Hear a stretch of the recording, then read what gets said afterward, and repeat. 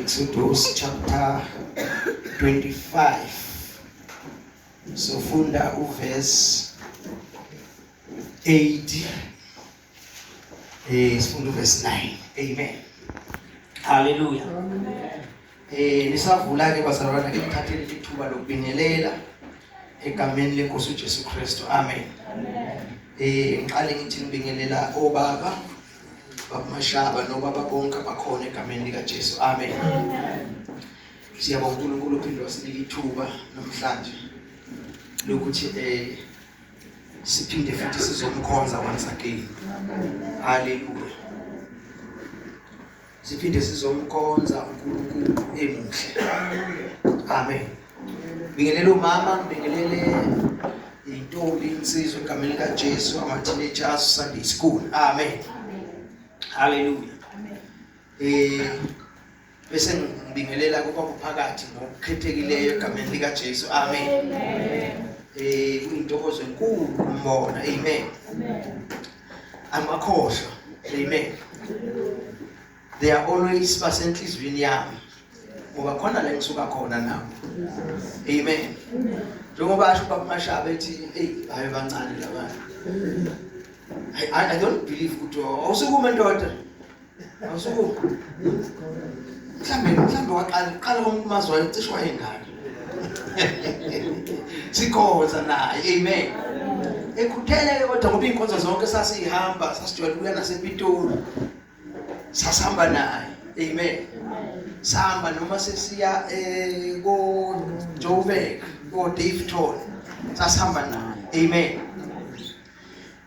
Khona into angimangasela ngayo siqala kwethu ukuthenga instrument. Sayithenga instrument sahlanganisa sayithenga. Basho ukuthi akekho umuntu ozoyidlala. Amen. Ayitanga wasuka nje wathi hayi uzolanda ikeyboard, uthatha ikeyboard uhamba nayo uyofunda ikeyboard. Ngefollow weekend wabuye sidlala. Wabuye seyidlala ikeyboard. Ngesikhathi nesitano vele wayifunda wayidlala wakhula ke kodwa waqhubeka wagcina eseyidlala impela nje excel. Amen.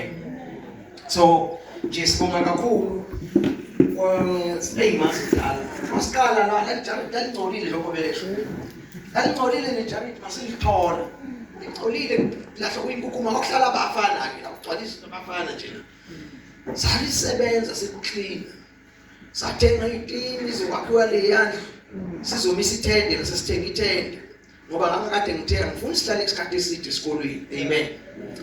Saqala nabo-ke sahamba na eside isikhathi wazofika la aqeda khona isikole siqede la ekhaya waze wasebenza emajuba yakhumbula la ekhaya njengoba namhlanje ke esewubaba. Amen. Akasuka ubaba manje kuseneminyaka nyana phela sishadile cishe mhlambe uyabo-10 noma ifikile. Ya siyabonga kakhulu bazalwane namhlanje izandla egameni likaJesu. We really appreciate ukuba khona baningi abantwana bala ekhaya. Ngingasho ukuthi ngelinye ilanga bayobuya bonke. Lendlu yobancane. Amen. Yobancane njengoba nje vele sisendleleni ukuthi uNkulunkulu angibonisa yona kufanele siyakhe. Amen. Siyabonga ke bazalwane kakhulu bonke abakhona abaphumelele ukuba khona namhlanje egameni lika Jesu. Siyabonga siyabonga mama Mnene egameni lika Jesu. Hallelujah. Siyabonga kakhulu siyathokoza masinibona. Hallelujah. Amen. Ngitheke sifunde incwadi kaGenesis. To Exodus. Amen. Yeah, Exodus. Yeah, Exodus chapter 25. Yes, I just read verse 8 and 9. Hallelujah. uNkulunkulu angisize ke. Moya ngcwele angisize. Amen. Kulento esenhlizweni ukuthi uNkulunkulu amnikeze iability ukuthi ikwazi ukuthi iphume njengoba injalo. Amen. Hallelujah. Amen.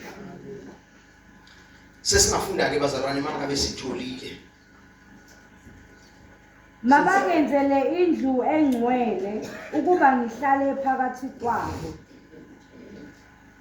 Njengakho konke engikutshengisa khona, njengesifanekiso sethebanekele, nangesifanekiso sempahla yonke yayo, anoyenza njalo. Amen. Verse 9 lo. Yebo. Awuqala verse 7. Namatshe amashohama namatshe okufaka. Miyekeleke bengithi khona okungcono sisinikeza bona. Amen. Bengithi khona okungcono sisinikeza bona. Hayi ngoba kunengcono loka akushoyo manje. Bengithi khona la kuzongisiza khona. Amen. Ake sifunde ngesingisi. Ngesingisi manje lizwakala kamnandi. Bani uphethe nje ngesilungu ayifunde.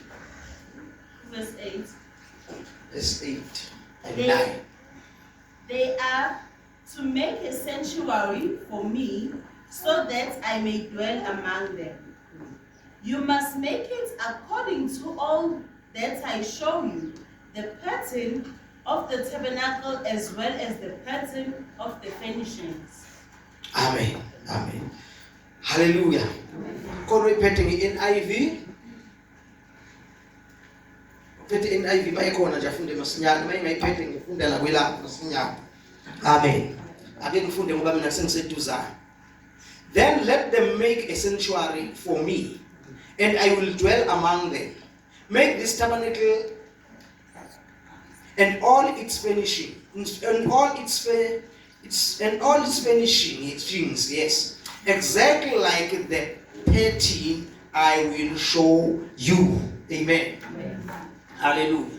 Awufunde ngesizulu. Njengakho konke engikutshengisa khona, njengesifanekiso sethebanekele, nangesifanekiso sempahla yonke yalo, anoyenza njalo. Qale kuba. U9. Qala 8. Mabangenzele indlu engcwele ukuba ngihlale phakathi kwabo. Amen. Qhubeka. Njengakho konke engikutshengisa khona, njengesifanekiso sethebanekele, nangesifanekiso sempahla yonke yalo, anoyenza njalo. Amen. Ngifunde elesizulu nami ngiliphethe la elingafani naleli limi. Mabangenzele ithabanekeli elingcwele ukuze ngihlale phakathi kwayo.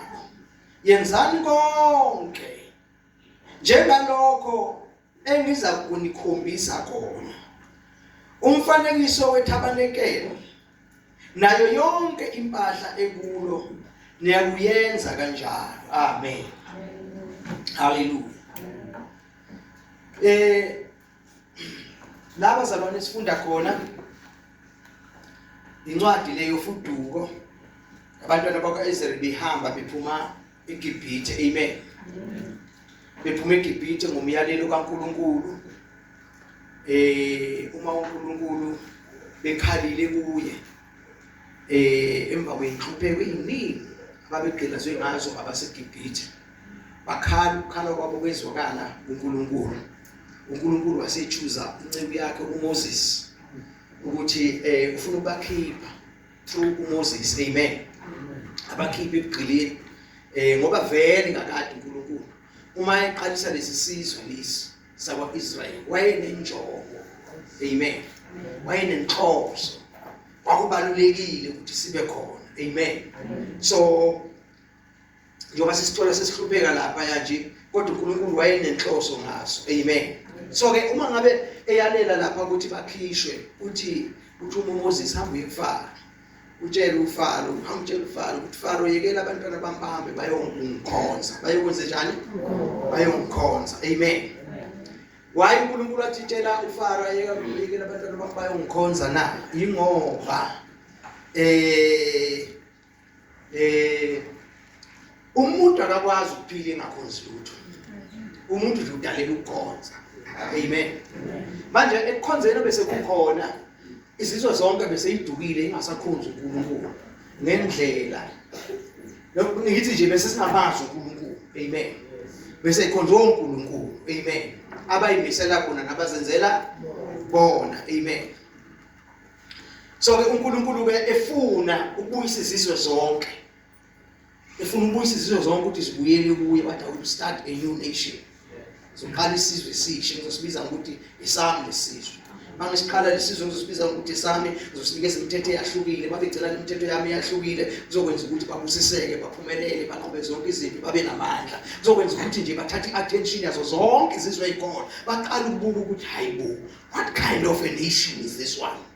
A blessed nation. A nation onkulunkulu waso, enkulu esinkulunkulu waso usenzele imali. Amen.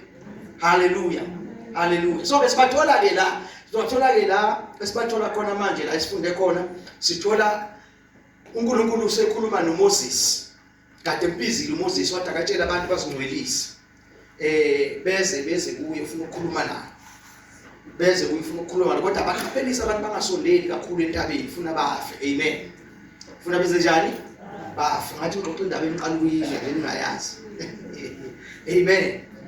uNkulunkulu wamyala uMoses wazomyelisisisa. uMoses ungakhohlwa uNkulunkulu hayi ngibatshelile abantu bazolalela. Amen. Hayi bafika ke abantu ngalelo la uNkulunkulu ayebafuna ngalo sebekhona. uNkulunkulu waseyaqala wakhuluma nabo. But into eyenzeka lesikhathi uNkulunkulu wakhuluma nabo kwabe ngathi ukuduma kwezulu elimangalisayo. Amen. Hallelujah.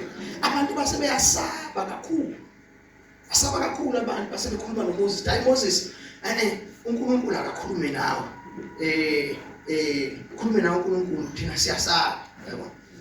Akakhulume nawe thina sizozwa ngawe ukuthi uNkulunkulu uthini. Konke uNkulunkulu akushoyo sizokwenza. Then starting to enter into an agreement with God. Ngoba baqala bona uNkulunkulu ekhulumile ekhulume nje bezukuduma bengakazi ukuthi kahle hle uthini. Yabo. Bese nje besathuswa ukukhuluma kwakhe, ukuduma kwakhe, bathuka basaba bathi Moses ngeke siyimele. Yabo. Ngcono uNkulunkulu akhulume nawe, wena ukhulume nathi. Konke akushoyo sizokwenza. Amen. So ke siyazi ukuthi bagcina ke sebenesivumelwano noNkulunkulu. Sivumelwano sabo noNkulunkulu saqala ukuba khona bengakamuzwa ukuthi uNkulunkulu ufuna ukuthini kubo. Babona ukuthi uNkulunkulu okulalelwa lo. Amen. uNkulunkulu kwenze njani? Okulalelwa lo. I don't know why ngibuyile emuva njalo kana last week ngithintile lela. Wayiniyakhumbula? Amen. Ngiyakhumbula. Manje abantu bazothi ngiyabadilay manje ngophinda phindi into eyodwa. Amen. Hallelujah. So njengoba sibabona ke nje la bahlala ke lapho bahlala uNkulunkulu engakakhulumi nabo into ethina ngakasho ukuthi uNkulunkulu basebangale bona bekhanda itholele golide ngoba uMoses engekho bathi Aaron sikhandele ini itholele golide sikhonze lona ngoba uMoses uhambile manje uyabona kanti kwelento uNkulunkulu azobalethela yona khona nemithetho eyishumi ningabi nabanye uNkulunkulu ngaphandle kwami. Amen. Yabona. So atukela uNkulunkulu Moses hamba laba abantu bakho sebonile akakamniki njalo nalimthetho. Yabona? Tukela uNkulunkulu hambe kulabantu bakho ngayefika uMoses. Ngathi wasemnikile ibhebhe zamanje. Yes. Mayefika uMoses tukela ayiphahlaze phansi. Amen. Amen. Sazothini phela abantu ngoba manje lento azoyisho already sebeyiphulile. Yabona? So ke la sikhona ke manje sithola la ke uNkulunkulu usayisho ke manje into afuna ukuyenza nayo. Amen. Usho manje into afuna ukuyenza nayo. So ngithanda lamazwi ngafunda ngoba ngifuna ukwenza itekisi. Ngifuna ukwenza imbazalwane. Itekisi elizosithatha sonke singene kulo lisise la esiya khona. Amen. Ngombe neteksini usuke une destination. Owazi uma ngizodilika endaweni ethile. Amen. Hallelujah. So ukuthi ungenile eteksini akusho ukuthi usuhambile. Usho ukuthi nje usungenile kwendlela yokuthi uyahamba. Amen. So ke awukwazi ukudilika futhi lingakafiki la eliya khona ngoba ufuna ukuthi ungafikanga la kuyiwa khona. Amen. Ake siphinde ke futhi sifunde la ibo zami ibuke manje bazalwane ekseni. Hayi ukuthi ngoba kunjani. Ungangileke. Kuke nje manje kuseni singasekho isikhathi sokuyothenga izinto. Amen. U25 again ufundeleni bazalwane ukuthi sisazokwazi konke isikhathi. Nini nale nto kufanele ngisho. Sizokwazi konke isikhathi. Fundele masinyane ngesilungu, thanda ngesilungu. Thanda ngesilungu. Fundeleni masinyane senze konke siphitha lapha indaba azokusukela kuverse 8 kuya ku9. Ansakwazi ukufunda ke manje. Lesikhathi sokuphuma ngo1 past 1. And let them make me a sanctuary, that I may dwell amongst them. According to all that I show you, that is the pattern of the tabernacle and the pattern of all its furnishings, just so shall make it. Amen. So nje kuyinqamlela nje la uNkulunkulu ubanika izinto ofanele bayenze bamakhela itabernacle. ubanikeza nempahla abazokwakha ngayo ini itabernacle. Ngeke ngakhuluma njalo last week la ukukhumbule bazalwane ukuthi uNkulunkulu mayehamba nabo abantwana bakwaIsrael ubehamba nabo ebathatha njengabantwana abancane. Kodwa mayehamba nathi njengebandla nowadays uhamba nathi njengabantu abakhulile. Amen. That's why mawufunda always iOld Testament uzobona uNkulunkulu kunezinto ezitangible esiphathekayo asisebenzisayo mayisebenza nayo. Amen. Asisebenzisayo mayisebenza nayo. But thina sinabokholwa thina we don't walk by sight but we walk by faith. Amen. Ngoba uNkulunkulu uyasethemba ukuthi sisenzani sikhulile sizokwazi ukunderstand nokuqonda. Into ekwenza ukuthi sikwazi ukunderstand nokuqonda ngenxa yomoya engcwele ukithi. Malibonga igama lenkosi. Ngenxa yomoya engcwele kuphi? Okay. So la uNkulunkulu ukhuluma ngetabernacle. Uma kukhulunywa ngetabernacle yini itabernacle na itabernacle kukhulunywa ngendawo uNkulunkulu ayenzile kube kwakuyitende lokuhlangana. Nezo bazalwane. La uNkulunkulu ayizohlangana khona nabo abantwana bakwaIsrael bayifuna ukuhlangana nabo izohlangana nabo etendeni. So ke libizwa ngokuthi tabernacle ngoba yitende. Amen. The fact ukuthi yitende it tells us ukuthi is a temporal thing. Amen. Amen. It tells us is a temporal thing. But in this temporal thing, a tabernacle, uNkulunkulu ujonge kokuphelele. Amen. Amen. Amen. Ujonge kokuphelele. Amen. Siyamthola lokho kuphelele esekukhuluma lapha yakufika kuvela ngoDavid. Uthi uDavid, mina ngihlala endlini enhle. Yabo. Ngihlala endlini enhle. Kodwa uNkulunkulu akanayi amahlala kuyona. Amen. Ukhuluma nomprofeti, umprofeti kuyafika ke kuthiwa hayi konke ofisa ukukwenzela uNkulunkulu yenze njani kwenze. Unesifiso sokwakhela uNkulunkulu indlu. Amen. Hallelujah. But lento sokwakhiwa ukhumbula ukuthi kune pattern already bekiwe. I-pattern yetabernacle noma sekwakhiwa lendlu kuzokwakhiwa according i-pattern. Amen. Amen. Kuzokwakhiwa according i-pattern. Malibonga igama lenkosi. Nalento lenijulile manje imnandi mayiqala le emuva. Imnandi mayiqala le emuva ngoba uma ngabe ulalele kahle ulalela ngendlela yokulalela yokuthi I want to know. Ngifuna ukwazi. Because izokunikeza clarity ukuthi mase sifika la ebandleni understand them better than that you understand. Amen. Hallelujah. Ngingasho ngathi izinto eziningi uNkulunkulu abezenza noIsrael. Israel wayiphethe yebandla. Amen. Bekuyibandla lakwaIsrael. Bekuyibandla likaNkulunkulu, bekuyisizwe sikaNkulunkulu. Kanjalo njengoba nebandla liyisizwe sikabani? SikaNkulunkulu.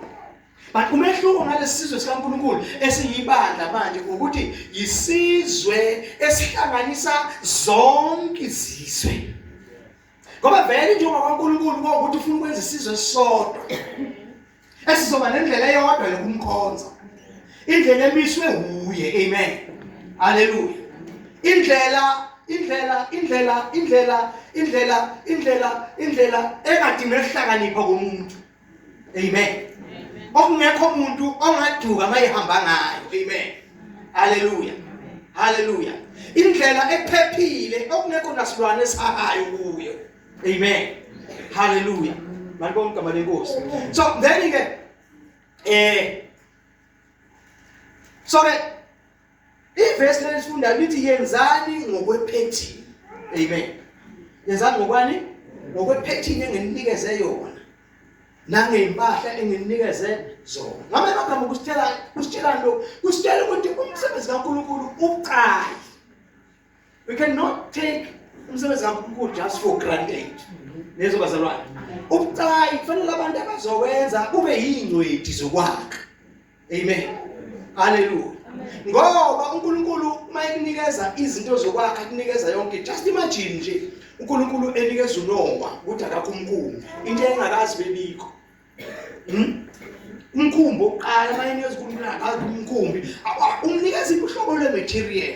Umnikeza ama-measurement ubuda ubani umnikeza yonke into. Amen. Why umnikeza konke ngoba uma yakhe nendlela uNkulunkulu amtshele ngayo umkhumbi awuzukuhluleka umntanta mase kufika uzamcoca.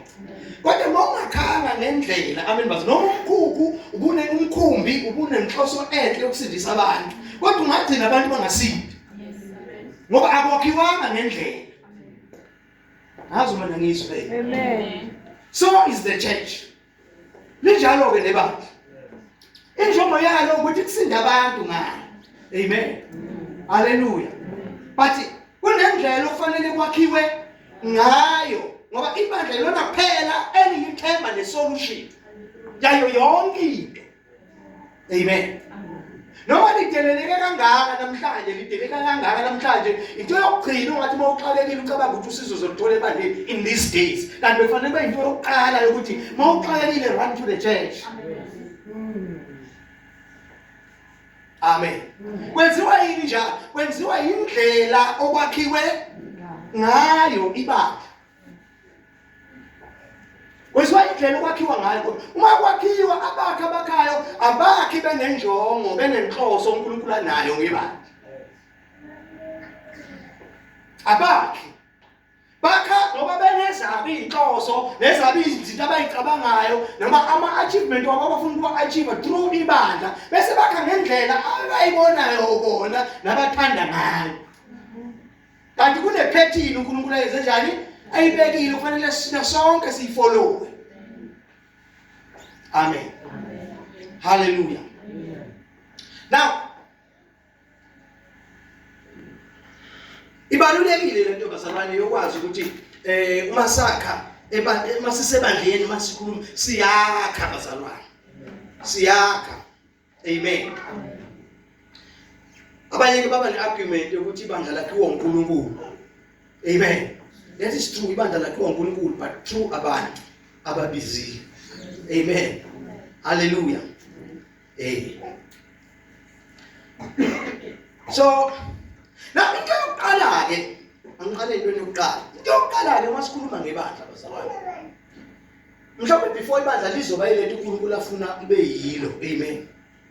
Ngoba phela siyakhumbula ukuthi makukhulunywa ngebandla kukhulunywa ngendlu angithi bazalwane. kaNkulunkulu but ukuthi yona izintina zayo ezokomoya okuyithi. Amen. Ngoba siyindlu yoko moya. Amen. Siyindlu yoko moya. Yonke indlu mawuzoyakha into yokuqala ebalulekile endlini is a foundation. Into yokuqala ebalulekile yini? I-foundation. Siyayazi ke sonke i-foundation uJesu Kristu uqobo lwakhe. Amen. Oyisisekelo sani sebandla. Nkosi mayibusise. Hallelujah. He is the foundation. Njoba sibuya khona ekuthenini ibandla alikho uma lingakhelwanga kukho ukufa nokumbelwa nokuvuka kaJesu. It's just an organization, it's not a church. Malakhiwe lokho kwabeka eceleni kwashunyayelwa intshumayelo enkulu kodwa isisekelo sibe singekho abembazalwane. So intshumayelo enkulu kodwa eyintantayo. Yasenze njani bazalwane?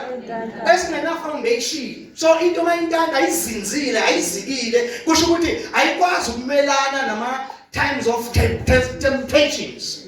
Amen. Hallelujah. Ingakho saka according to the word of God. Unasaka according to the word of God. Sakake uNkulunkulu uyo wakha. Anything kaNkulunkulu uma uJehova engayakhi indlu oyakhayo uyakhelisa. So konke sikwenza silandela izwi kaNkulunkulu ukuthi lilo yini elisiholayo yiyo yini elisigунyazayo ukuthi senze lokho esikwenzayo. Ngamanye amagama in whatever we are doing we have to test it ngezwi kaNkulunkulu.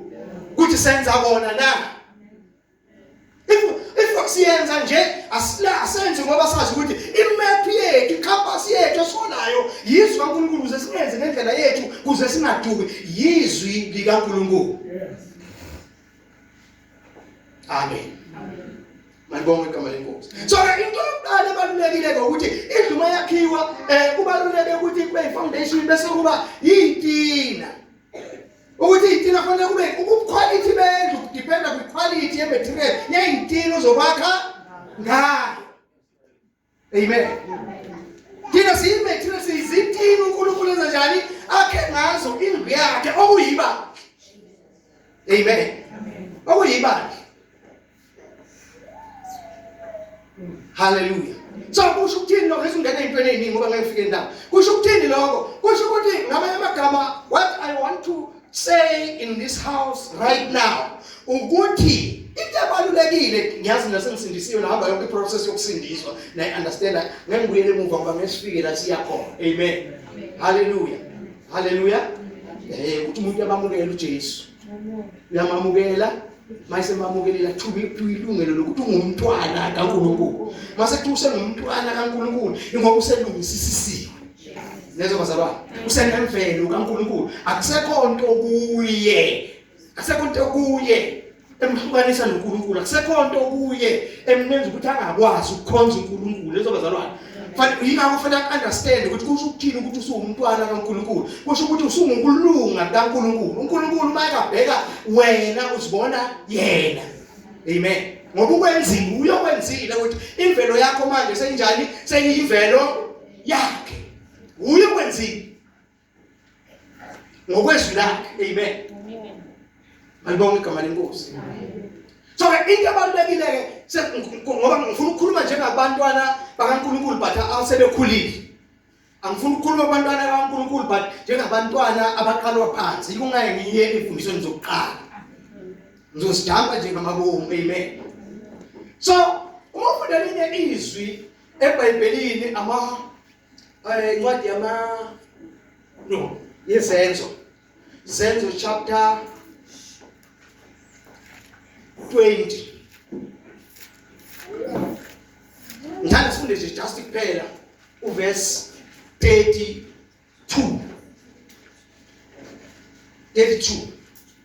Ngoba asimfunde sizwe ukuthi uthini bese siyakhuluma ngaye.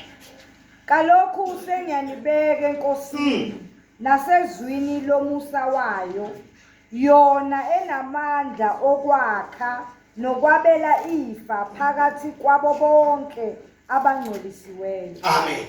So uthi ke umpostoli lama ekhuluma uPaul uthi nabo sengiyanibeka enkosini. Amen. Nasezwini lomusa wayo lona izwi elinamandla okwakha nokwabela ifa. Linamandla izwonke kaNkulunkulu kwenzenjani? To build. The word of God has power to build you up. Linamandla okwakha. Amen. Hallelujah. Linamandla kwenzenjani? So into yokuqala umzalwane ufanele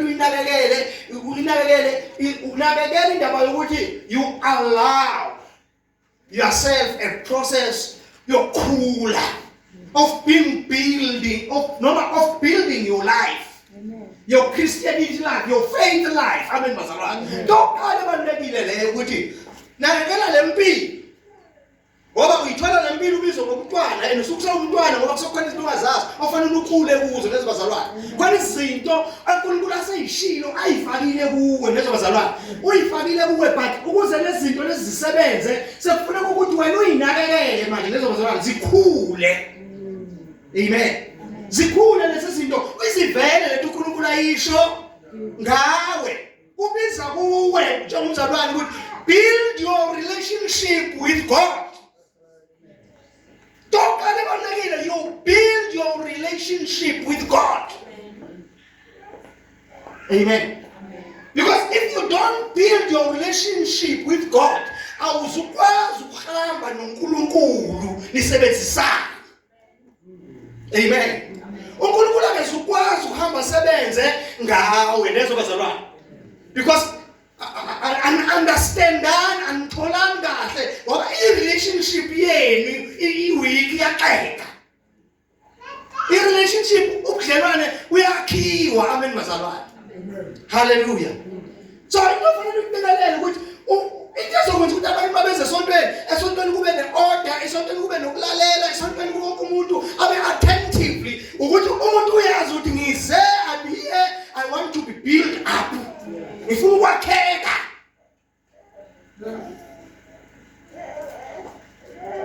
Amen. Uthi uPaul Paul ngiyancela ngobele kaNkulunkulu. No, usho njalo yini? Usho njalo? No, usho njalo. Ngabe sifunda khona manje uthi kalokhu sengiyanibeka enkosini nasezwini lomusa wakhe. The word which is able to build you up. Amen. Yabo kunenidi yokuthi khula. But ukuzukhula Yesu kaNkulunkulu able to build you up. Even in relationship yakho noNkulunkulu ikhuliswa ukuthi uhlale ezwini. Amen. Amen. Amen. Ukhuliswa ukuthi uhlala kuphi? Ezwini. Ezwini. But now, into yokuqala bengifuna siyibheke, ngifuna sibheke ukuthi thina njengabantwana bakaNkulunkulu, uma sikhonza uNkulunkulu manje, sikhonza uNkulunkulu ngenkululeko ephelele. Amen. Sikhonza uNkulunkulu ngani bazalwane? Simkhonza sikhululekile. Amen. Amagama simkhonza without fear. Amen. Amen. Amen. Amen. Simkhonza without fear. Amen. Asikhonza uNkulunkulu ngoba siyasaba. Sikhonza uNkulunkulu ngoba sinobudlelwane naye. Lezo bazalwane. Sikhonza uNkulunkulu ngoba sinobudlelwane obuhle naye. Amen. Asimkhonziswa ukuthi bakhona abantu abakhonza ezinye izinto bakhonza ngoba bayasaba ukuthi uma bengakhonzanga sizobajikela zobaflathela sizobaphendukela. So abakhonzi ngothando noma imagama bakhonza out of fear. Amen. Bakhonza out of fear. So thina njengabazalwane into yokuqala kufanele siyazi ukuthi uma sikhonza uNkulunkulu asimkhonze uNkulunkulu kunethula enhlizweni zethu ngoba kunokuthula phakathi kwethu noNkulunkulu. Sinokuthula enhlizweni zethu ngoba sinokuthula noNkulunkulu. Ukuthula sikuthatha kuphi na? uJesu ushilo ngelinye ilanga chapter 14 encwadini ka-John verse 27 wathi ukuthula kwami ngikushiya kini. Ukuthula kwami nginipha kona. And he said, okwami ukupha akufani nokupha kwezwe. Amen. Amen. Afani nokupha usipha ngamagama into izwe ebelingeke lisiphe yona. Ayike indlela yokuthi umuntu angaba nokuthula noNkulunkulu ngaphandle kaJesu. Amen. Siba nokuthula noNkulunkulu ngoba akusekho cala esinalo kuNkulunkulu, amacala ethu akhokhelwe. Akhokhelwa yinani elimanelisayo uNkulunkulu. Inani elingekho elingafika kulo igazi likaJesu. Amen. So yilapho lithi iBhayibheli kwenye indawo lithi sondelani kuye ngesibindi. Kungasekho livalo lokwesaba okubi. Amen. So yilapho sisondela ngesibindi ngoba sithemba umsebenzi okwenzeke eKalvari. Ukuthi umsebenzi ophelele. So siza kuNkulunkulu ngesibindi. Amen. Isibindi esinaso esokuthi akusekho cala elithi fanele uyazi into eyenzeka empilweni yakho mawusindiswa ukuthi kunokuthula phakathi kwakho nobani noNkulunkulu. Ngoba incwadi yabaSaroma I quote it chapter 5 lithi ngakho-ke asifundile. Ngakho-ke lokhu sesikholwa sinokuthula kuNkulunkulu. Sesikholwa sinokuthula bani? Ngenkosi yethu Jesu. Nokuthula sikuthola ngenkosi yethu Jesu. So ngamanye amagama uma ufika nje uqala ufika kuNkulunkulu ungena ngoJesu ungena ngesabo. Amen bazalwane. Ungena ngesabo into yokuqala fanele ube nayo, fanele ube nepeace. Mawuya kuNkulunkulu fanele ungayi unovalo, uye with gladness, with joy. Fanele uyithokoza. Ujabulile, ujabuliswa yini? Ujabuliswa ayikho into ekuvimbelayo ukuthi ungaya kuNkulunkulu. Abantu ababeZizwe babekhonza uNkulunkulu bebemkhonza ngovalo. Amen. Bebemkhonza kufanele bamkhonze ngovalo ngoba bewungakafika umhlatshelo omnelisayo uNkulunkulu asithenga ngawo. Amen. So abantu bengakhonza ngovalo bethiwa makuyinkonzo enkulu yokubuyisana bangabe beyenziwa le nkonzo le bethula bathi Bungezwa ngishinariti waphansi ukuthi let me not say inariti because I'm not saying exaggerate. Ngithi bungezwa 5 cent mawuwa phansi. Ngoba bebethula ngoba kubona kuyinto ebalulekile ngoba bebengakwazi ukuya kuNkulunkulu kodwa bebeyelwa umpriest. Lesikhathi umpriest kuyokwenziwa lenkonzo eya kuNkulunkulu ngoba beyihlukaniswe kathathu le ndlela yethabanekele, le ndawo yethabanekele. Uma beya kuNkulunkulu bebethula bethi to ngoba bengazi ukuthi njengoba umpriest lapho bangabe nayo indaba zakhe zingalunganga akazukubuya uzofika afele phakathi. So uma ifela phakathi ngamanye amagama kusho ukuthi bazohlala benezono zabo zingasibekelwe ngoba bezingasuswa beyimbozwe nje. Amen. Hallelujah. So bebekhonza ngovalo ingaka umpriest bayongena lapha bekagaqa namaketanga akhalayo lapho zimayenza inkonzo ngoba nje bengenile lapha uphethe negazi uyafafaza wenza yonke into ayenzayo ethabanekele nasephezu kwesihlalo somusa babezwa kusathi kence at least there is hope ukuthi usaphila. Ngoba mayefela lapha futhi abakwazi ukuyomlanda bamkhiphe ngaphandle because they will die. That's the reason why bebekhonza uNkulunkulu ngovalo. So thina sikhoza uNkulunkulu ngovalo ngoba sikha icala likhethiwe sikhokhelwe sase siyalungisiswa. Sizelo uNkulunkulu, sinemvelo kaNkulunkulu. We will remain the children of God. Akukho ungaphinda kuhlukanisa noNkulunkulu. Njengawo uzela umntwana akaphinda shintsha ngoba akakenzi kahle asesiwe nokwasuka. Uhlale umntanami ngokwasuka. Kanjalo noNkulunkulu uma ekusele ukuzela akusekho kungakuhlukanisa nothando lwakhe. Amen. Yile nto kufanele ukuthi ikwenze ukuthi uma uye kuNkulunkulu uye uthokozile. Yes. Uye unokuthula. Uye ungenavalo. Amen. Uye ungenavalo. Why siyelani kuNkulunkulu? Why siyelani? Ngoba vele simiselwe lokho ukuthi siye bani kuNkulunkulu. Umsebenzi wethu ukusondela kuNkulunkulu. La uyasho izwi lakhe incwadi kaJakobe ukuthi sondelani kimi khona nami ngiyosondela kini. Because siyamdinga uNkulunkulu ngoba ngaphandle kaNkulunkulu azikho impilo zethu. Amen. Kodwa sondelani kimi khona nami ngiyosondela kini. Hallelujah. Amen. So isizathu ngani sokudalwa komuntu udalelwane udalwa umuntu ukuthi to glorify God and to enjoy him forever. Amen. Is to glorify him ukumkhazimulisa nokuthokoza kuNkulunkulu izothi and to enjoy him. Nokusinelisa nokusithokoza nokusijabulisa ngoNkulunkulu enjoy uNkulunkulu. Amen. But so how are you going to enjoy God if you have never built your relationship with God?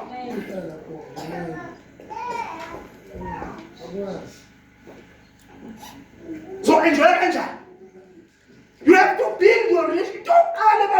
You have to build your relationship with God. Because relationship yakho ubuhlobo bakho noNkulunkulu, relationship uyakhe noNkulunkulu, wayakha noNkulunkulu relationship yakho nomtshela bazalwane. Nothing akukho lutho ozoluswela ozokuhluleka empilweni yakho. Everything izophumelela uvaliwe noma kwenziwe njani.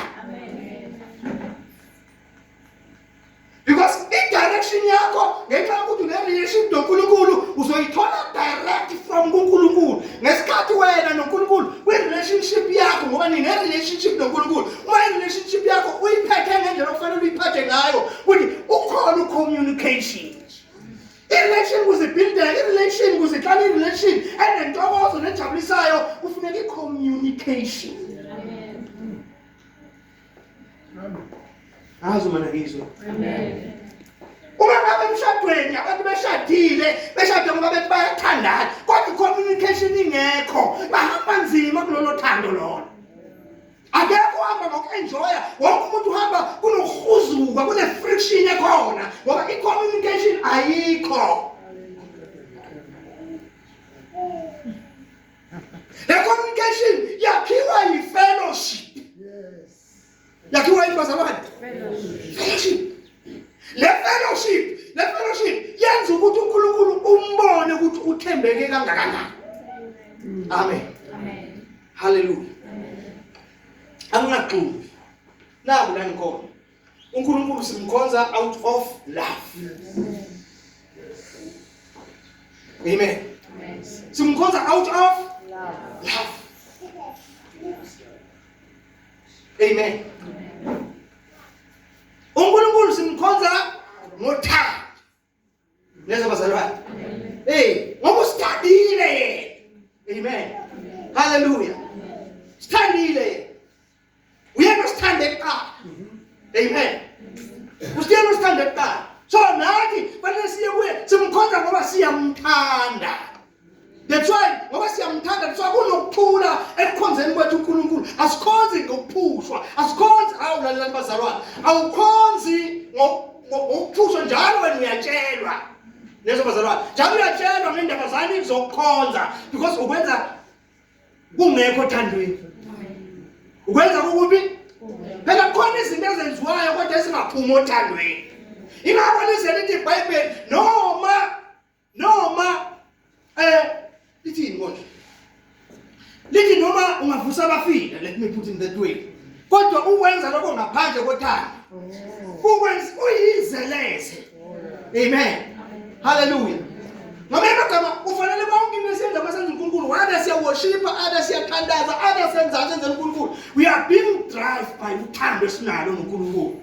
Amen. How many knows ukuthi uthando liyakhula? Yes. Uthando njani? Abantu abakazi kahle ukuthi uthando liyakhula abantu besilisa. Amen. Hallelujah.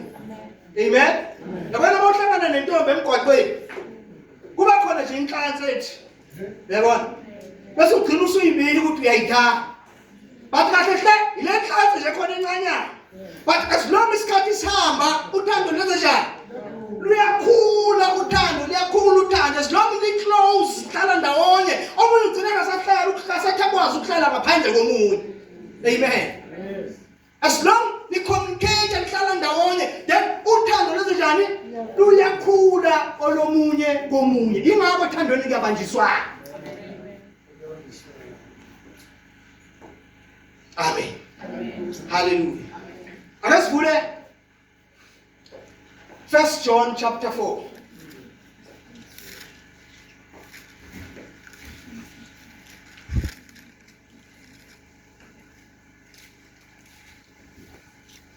Sifunda verse 18. Masithanda singaqala ku 17. Asifundeni masinyane bazalwane. Ngalokho uthando luphelelisiwe kithi. Ngalokho uthando luphelelisiwe bani? Kithi. Ukuze sibe nesibindi ngosuku lokwahluleka. Ukuze sibe nesibindi ngosuku lezinjani? Lokwahluleka. Amen.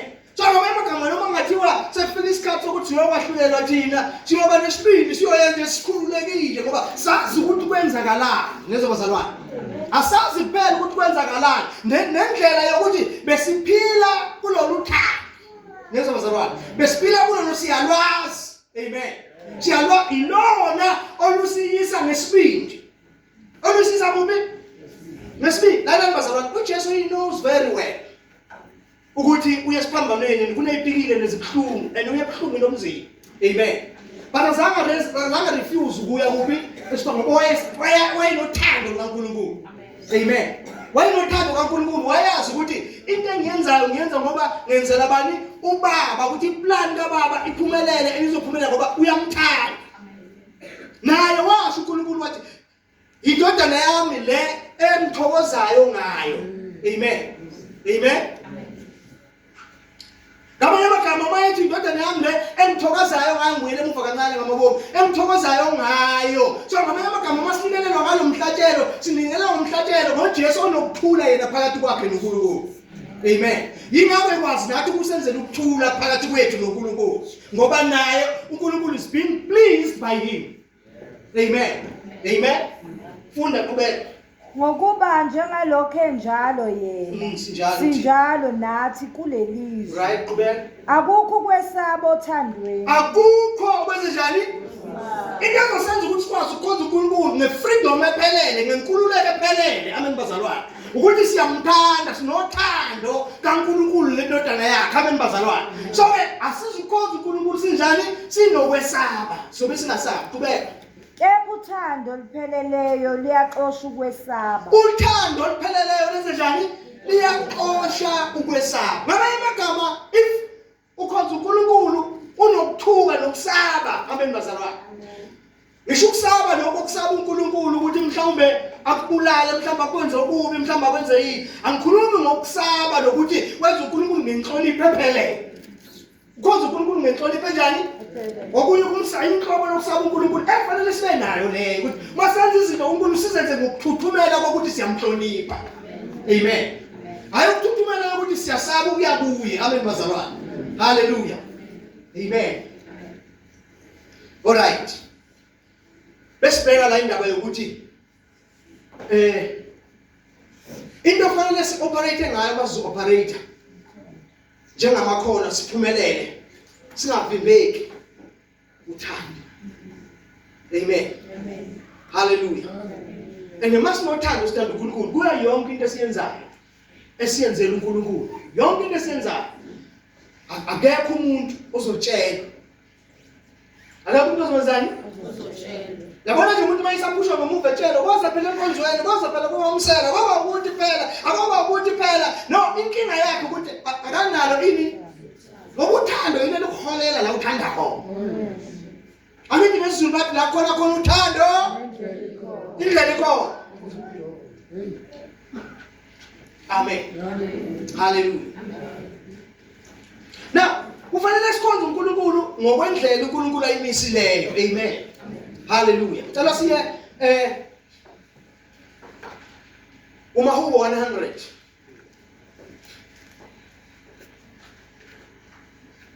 Sifunda verse 1 to 4.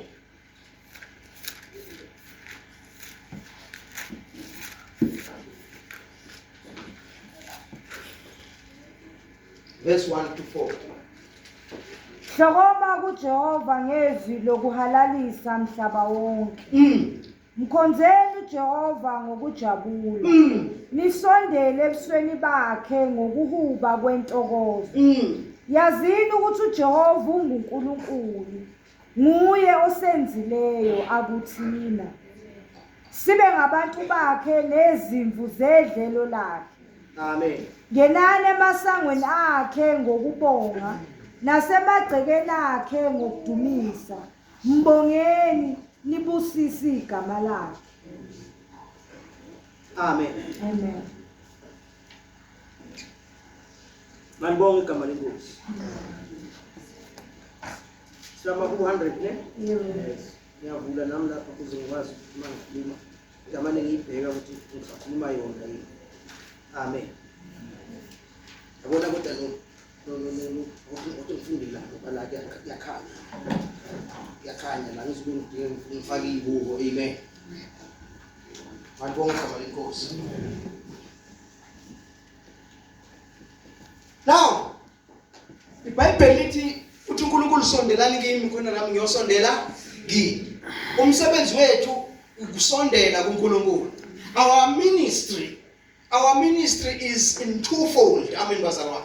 Our ministry is first of our ministries. Our ministry is to serve God.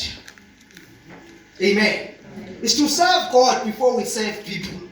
It's to serve God and people, but you cannot serve people ungazange usave uNkulunkulu, because amandla okwazi ukusave abantu successfully wathola kuNkulunkulu. Amen bazalwane. Hallelujah.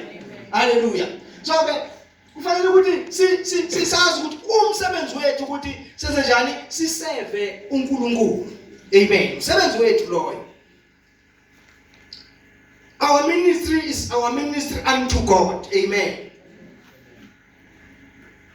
Manibonge igama lenkosi. But now here we are being given ukuthi uma siya kuNkulunkulu siya kanjani. We don't just siya ngendlela esicabanga ukuthi sizothanda ukuya ngayo. Amen. Angithi verse lokuqala sifundile ngithe bese sizohamba ngalo. Konke kwenzeni according to a pattern. According to the pattern. Amen. Because izinto masingenziwa according to the pattern uNkulunkulu ayimisile kulo lonke ingxenye zokuphila. Kuzo zonke ingxenye uNkulunkulu athi sizenze kune pattern ayimisile, kunendlela ofanele siyilandele yokwenza. Amen bazalwane.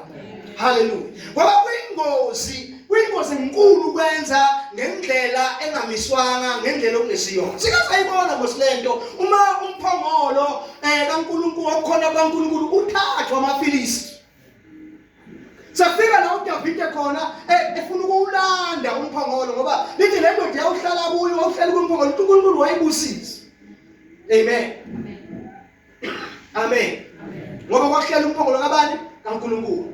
Kodwa lithi futhi laba ubeka khona oDagoni bakhona kwasabewile bephukile. Amen. Malibonke malenkosi.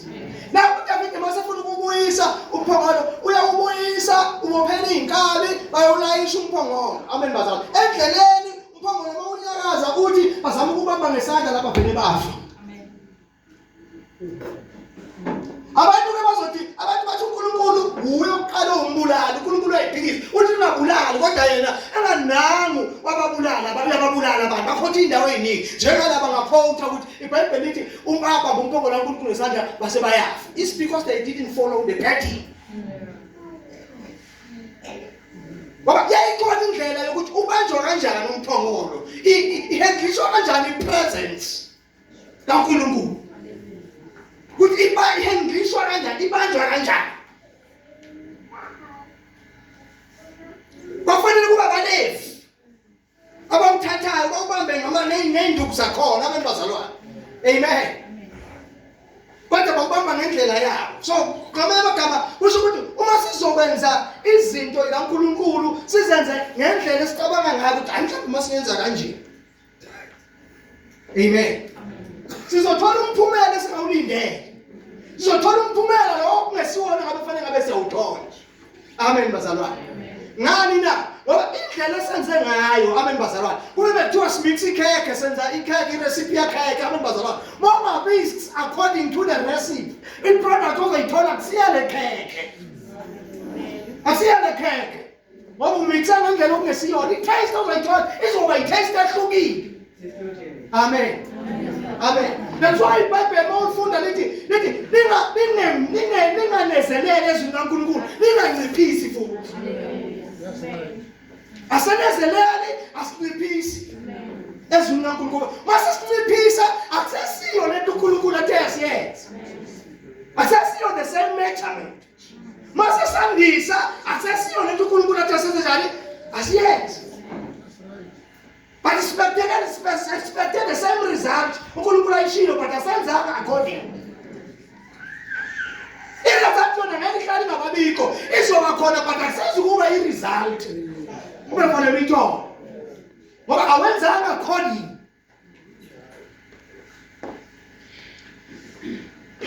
Praise the Lord. La ngiyathanda ukuyela emuva ukuthi omunye umuntu uzothi why ngikhuluma kanje. Into enza ukuthi ngikhulume kanje bazalwane ukuthi we are building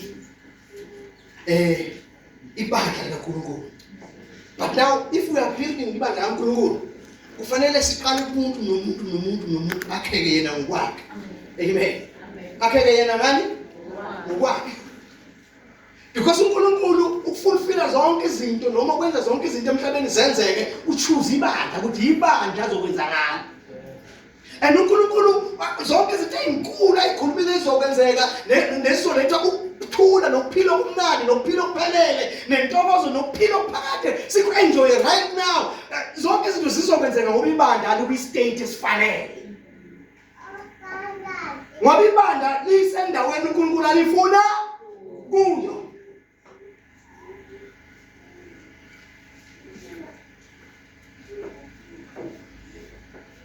Hallelujah. Lebandla esikhuluma ngalo lebandla silithola lapha ya. Chapter 6 encwadini kaIsaya. Yilelo bandla uNkulunkulu alifuna. Yilelo bandla uNkulunkulu alifuna. Mayekhuluma ngalo athi uNkulunkulu uma ngabe selizokhazimula nabazalwane. Lizokwenza njani? Noba ibandla likhazimula and mase likhazimula leli bandla athi inkazimulo yalo izoba nkulu nenkazimulo yokuqala ngezo bazalwane. So mase likhazimula leli bandla leli likhazimula akekho ozoliziba akekho ongizibinaka indaba yebandla. Wonke umuntu will run abalekele ebandleni la yothola khona ukuphepha nokuphila. But liyoba njalo kuphela malakhiwa accordingly. Amen. Amen. Ngeke ngitshele bazalwane. Yabona uma usikhonza wena uroba ucabanga ukuthi uziroba wena. Uziroba bani? Uziroba wena. Labathi makuthiwa kwenziwa izinto kiwale kwenziwa lokho uziroba. Impilo yakho iyoma ndawonye iyoba stand still. Iba stand still impilo uma ndawonye kusasa uyothi mina ngakhonza isikhathi eside uNkulunkulu uJesu wamkhonza angizange ngithole lutho kanti bongamkhonzi. Makuthiwa le bongayi makuthiwa kwenziwa lokho bongayi kanti isibusiso nempumelelo nokuphila nomusa uthola lapho. Uthola lapho.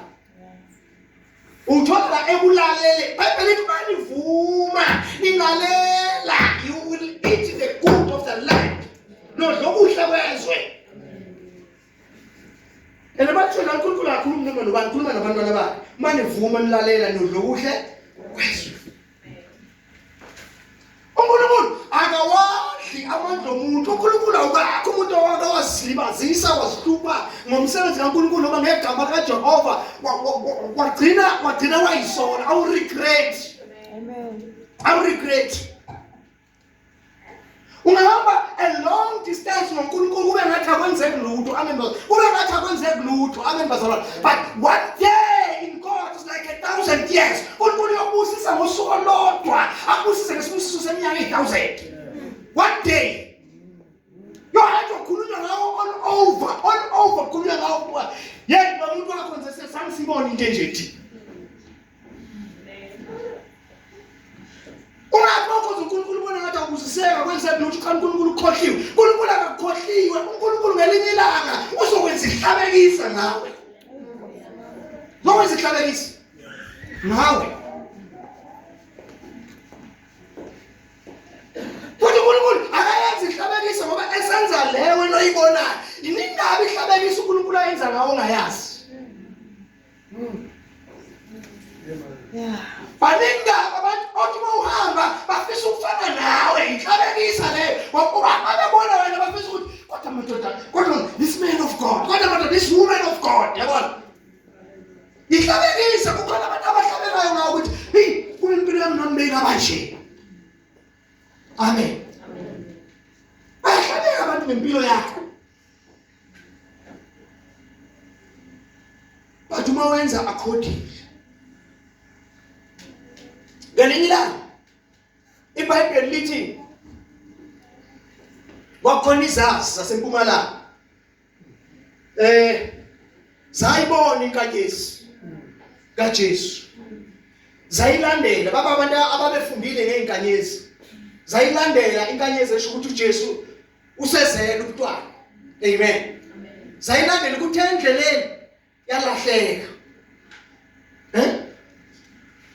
Sizizwa seyibuza ngoba seyilahlekelwe inkanyezi ithi ukuphi loyo ozelwe eyinkosi yabaJuda na ngoba kulahleke ini. Lalela ukutshela mntaka baba uqala uhamba lendlela le. Uqala umbona uJesu njengenkosi nomsindisi. Akuhlali ngenzeki lutho kubantu abaseceleni kwakho. Akuhlali ngenzeki lutho emndenini wakho. Abantu bazalwane kuba khona a star. Kuba khona into ethize abayibonayo ukuthi no nomuntu kunophawa nalo. Analo. Basohamba wona endleleni usewuyagive up ubuyele emuva. Abantu bazalwane base bayibuza abantu yazi something good beyiza la kwenzakaleni. Kwenzakaleni what happened? Bayabuza abantu kwenzakaleni. Uyasibonakala uyasimbona ukuthi uyaqala uyaglowa manje. Amen. Hayi man lethe ngikhuluma yini ukuthi very well. Very well.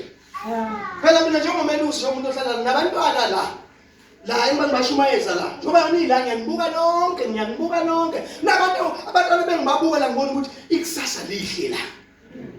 Ikusasa likhulu la. Into ngeke ngichaze le kulomntwana. Amen. So lobe seyineshara nje la ngisithi seyinesa avela umuntu anyamalala umuntu athi uyabuya ngelanga nithi hawo Kodwa lo muntu usehazule ngenxa kabani usehazulile manje. Uhazule ngenxa kabani. Ubone nje ukuthi hawu lo mntwana impilo yande ibenkazimulo. Impilo yande ibuye kodwa bona ukuthi usasele talente but ubona ukuthi talente selihamba lodwa. Sale talente kodwa lihamba lodwa. Italente lihamba lodwa. Lingahambi nenkazimulo kaNkulunkulu nefavor kaNkulunkulu. Lizokusokolisa. Lona uqobo lizokuthatha, lona uqobo lizokuthatha liyokufaka obishini. Amen. Liyokufaka kuphi? Kanjani na? Liyokufaka kanje obishini. uNkulunkulu akubusise. Akubusise ngemoto manje. Amen. Yeah, ima ithalente lakho itholile ngemoto, ngenxa ithalente lakho ithola. Amen. You uyisebenzisa wrong. Ngoba you are not matured. Awukhulile. Amen. Mawuyinsizwa izogcwala amantombazana. Amen. Mawuyinsizwa njalo izovuka emathaveni. Imoto yakho. Amen. Ngelinye ilanga uzovuka ingekho wena bawudakiwe ethaveni. Imoto ayikho. Uyothi uyithola khona umuntu esikhathi uthole sayiscrap 3G. Ngelinye imoto izosala uthola ukuthi wena usaziyo imoto isele ethaveni awaziyona ukuthi uvuke la ungayibonanga kodwa ubingilele kanjani.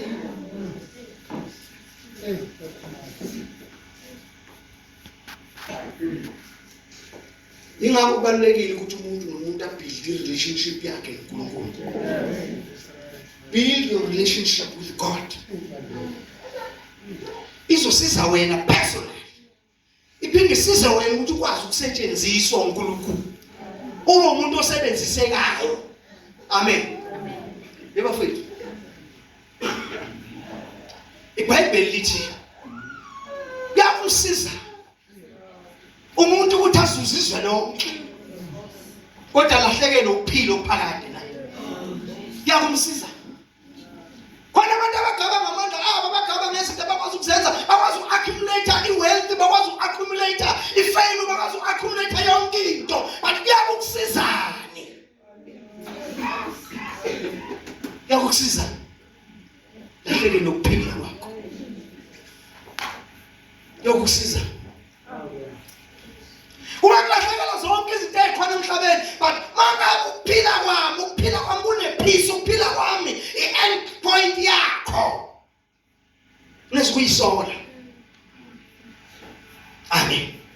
Kodwa futhi uNkulunkulu akwenzeki ukuthi angakubusisi uma uhamba naye. Akwenzeki.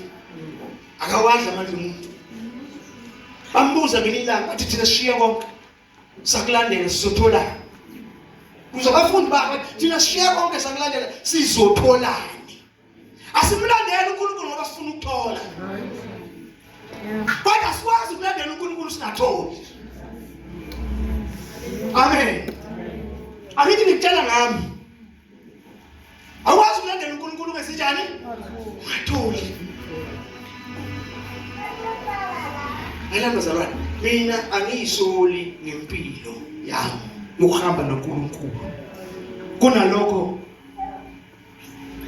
I have a song. What shall I render to Jehovah? For he has done so very much for me.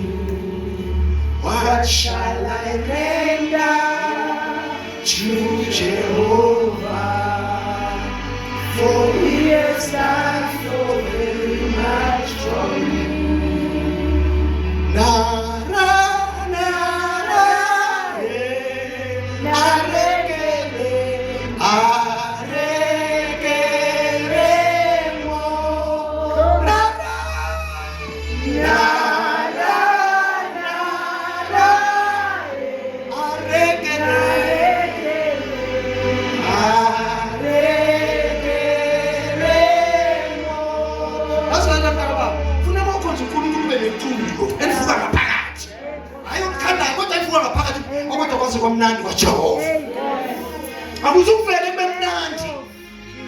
You sacrifice your time. You give yourself time with God. You give yourself time with God. There is nothing important than to give your time to